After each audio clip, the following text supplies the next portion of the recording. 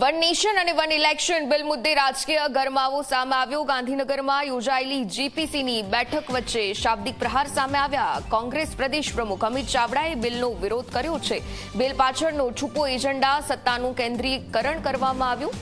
બાબા સાહેબે કહ્યું હતું કે 5 વર્ષ સરકાર ચૂંટવા માટે મત આપવો। બિલ મુજબ જો રાજ્ય સરકારે ભંગ થાય તો ફરી ચૂંટણી ન થાય। જો ફરી ચૂંટણી થશે તો પણ બાકી બચેલા સમય માટે જ થશે।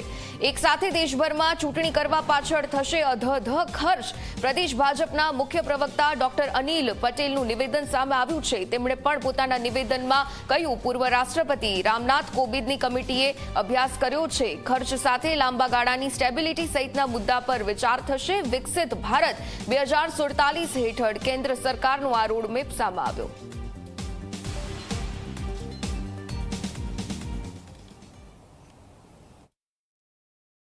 એના ઉદ્દેશ બતાવ્યા છે કે વન નેશન વન ઇલેક્શન એટલા માટે કારણ કે ખર્ચામાં કમી થાય, એટલા માટે કે મશીનરી ઓછી રોકાય, પણ જે જમીનની હકીકત જોઈએ છે તો દરેક રાજ્યોના સેન્ટ્રલ ગવર્મેન્ટના બજેટના 1% પણ ઓછી રકમ આ ચૂંટણીઓની વ્યવસ્થામાં ખર્ચ થાય છે।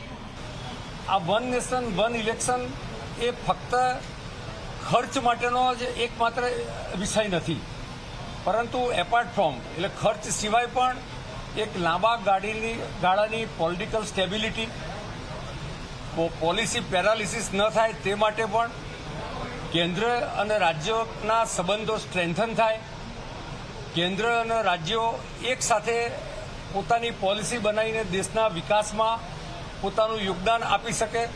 એટલે કુલ મળીને આ એક એવું મોદી સરકારનું ડેમોક્રેટિક રિફોર્મ્સ છે કે જેમાં આવનારા સમયમાં 2047ના વિકસિત ભારતનો જે રોડમેપ છે એ જુદા જુદા રોડમેપમાં આ પણ એનો એક રોડમેપ છે।